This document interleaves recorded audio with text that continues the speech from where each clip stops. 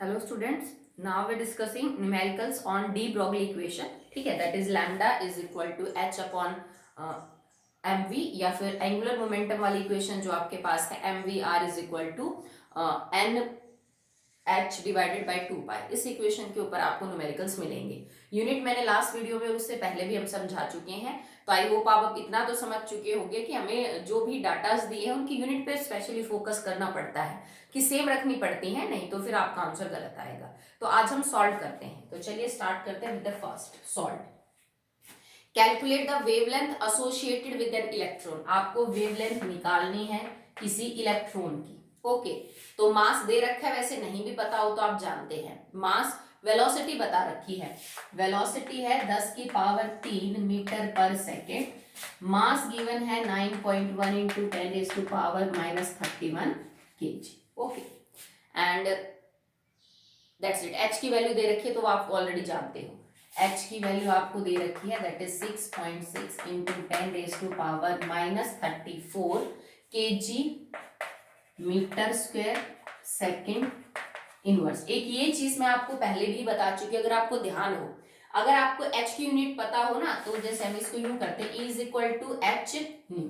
ठीक है, तो एच की यूनिट्स क्या हो जाएंगे, एच विल बी ई बटे में न्यू।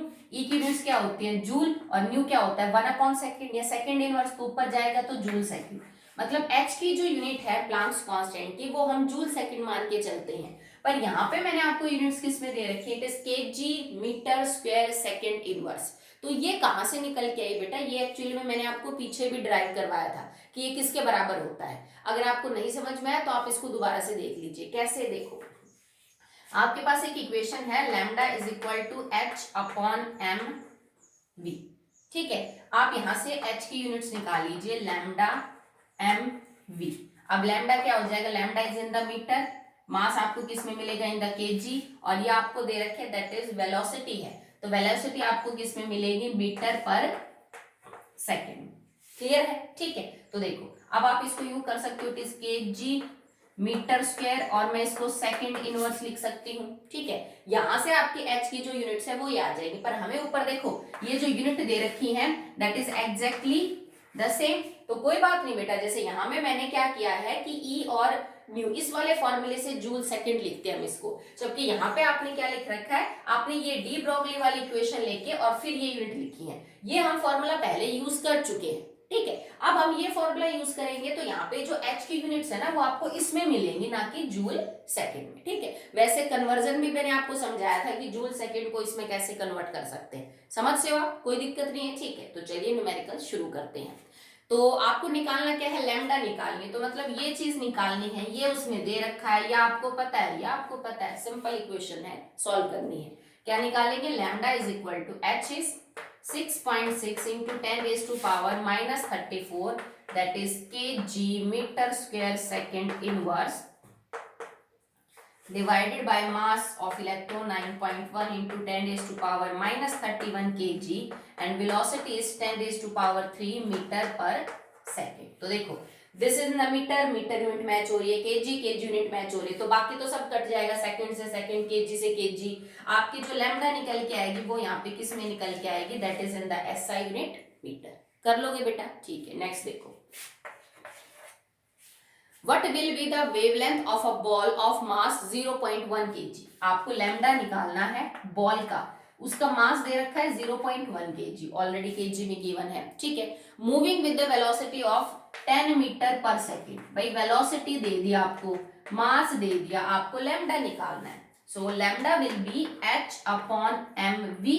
एच की वैल्यू पुट करिए 6, और क्योंकि ये केजी में है तो यही सेम यूनिट्स रखेंगे बेटा। ठीक है, 6.6 इंटू 10 रेज़ टू पावर -34, ये यूनिट्स, मास 0.1, वेलोसिटी 10 की पावर 10 ही दे रखी है। ठीक है, सॉल्व कर लो, वही है बेटा, यूनिट सबकी मैच हो रही है, किसी का कुछ कन्वर्जन करने की जरूरत नहीं है। यहां से जो लैम्डा निकल के आएगी directly that will be in the metre. कर लेना सॉल्व। नेक्स्ट है third numerical, the mass of an electron is this, जो ऑलरेडी है वो पता है आपको।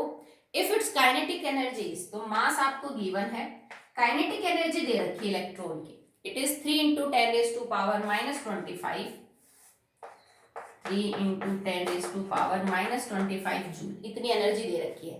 कैलकुलेट इट्स वेवलेंथ, आप इसकी वेवलेंथ जो है वो निकाल के दिखाइए। तो देखो इसके दो तरीके हैं।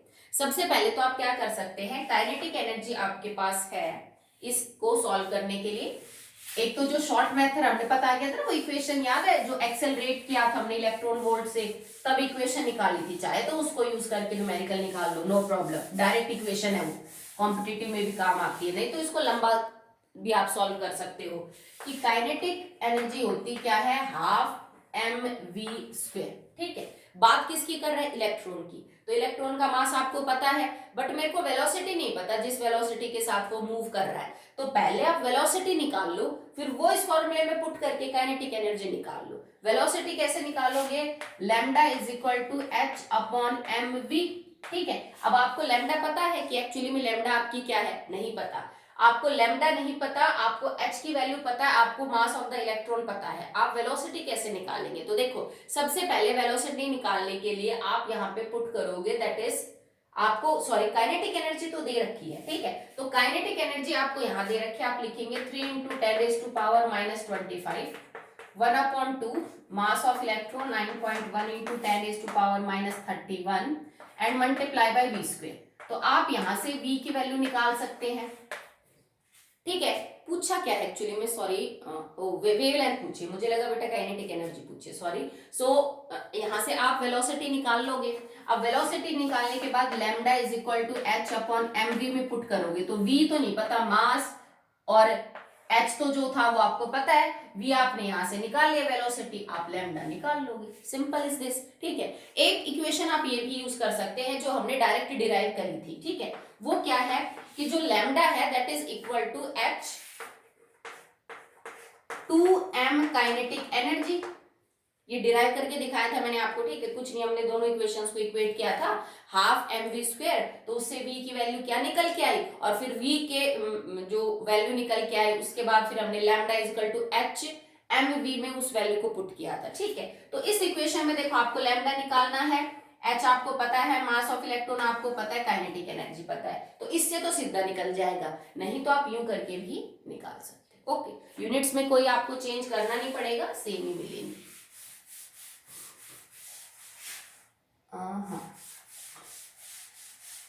नहीं तो चाहो तो जैसे वैसे पर सेम ही बराबर ही मिलेगा, जूल इलेक्ट्रॉन वोल्ट। ठीक है, तो नेक्स्ट देखिए आपके पास अगला क्वेश्चन है, calculate the mass of a photon with wavelength 3.6 angstrom. आपको मास निकालना है, आपको दे रखा है वेवलेंथ दैट इज 3.6 एंगस्ट्रॉम, आप चाहो तो इसको मीटर में कन्वर्ट कर सकते हो। ठीक है, आपको निकालना है मास, क्या करेंगे, lambda is equal to h/mv, h आपको पता है, लैम्डा आपको दे रखा है, फोटोन है तो ऑब्वियस ही बात है बेटा लाइट की बात कर रहा है, क्योंकि फोटॉन्स लाइट के अंदर ही तो होते हैं, तो इसका मतलब v तो फिक्स ही हो गया, 3 × 10⁸ मीटर पर सेकेंड, ये गिवन है, ये पता है, ये पता है, आपको m निकालना है। ओके, बिकॉज बाकी सारे जैसे तुमने इसको मीटर पर सेकंड में लिया ना, तो आप इसको भी किस में लोगे, इसको भी मीटर में कन्वर्ट करोगे, तभी आपकी जो यूनिट्स है वो क्या होंगी, मैच होंगी। ठीक है, नेक्स्ट देखिए 5th तुम कर लेना। Okay, the kinetic energy of a सब एटॉमिक पार्टिकल इज, आपको काइनेटिक एनर्जी दे रखी है, बता नहीं रहा कि क्या इलेक्ट्रॉन प्रोटॉन, तो हम इलेक्ट्रॉन नहीं मान सकते इसको, 5.85 × 10⁻⁻25 जूल किसी की सब एटॉमिक पार्टिकल की काइनेटिक एनर्जी है। Calculate the frequency of the particle wave, आपको फ्रीक्वेंसी कैलकुलेट आउट करनी है। प्लैंक्स कांस्टेंट की वैल्यू आपको दे रखी है एज दैट ऑफ सेम। ठीक है, तो सबसे पहले काइनेटिक एनर्जी जो है वो किसके बराबर है, आपकी 12mv², तो मतलब तुम्हें 12mv² तो दे रखा है, ये किसके बराबर है। ओके, सो हाँ बता नहीं रखा ना कि है क्या, तो मास के बारे में भी कोई आइडिया नहीं लगा सकते हैं। अब डी ब्रोगली इक्वेशन यूज करेंगे, तो lambda is equal to h/mv, और लैम्डा को हम क्या लिख सकते हैं, c is equal to nu lambda है, तो लैम्डा विल बी c/न्यू। ठीक है, तो इट इज इक्वल टू c/न्यू, पर ये भी नहीं पता ना कि पार्टिकल क्या है, तो हम v लिख लेते हैं, क्योंकि जरूरी थोड़ी ना कि वो वेलोसिटी ऑफ लाइट के साथ ही जा रहा हो, तो हम यहाँ पे v/न्यू कर लेते हैं, जिस वेलोसिटी के साथ वो है, और नीचे उसकी जो है आपको वो फ्रीक्वेंसी दे रखी है। ठीक है, अगर आपको यहाँ से फ्रीक्वेंसी पता करनी है, so frequency will be equal to v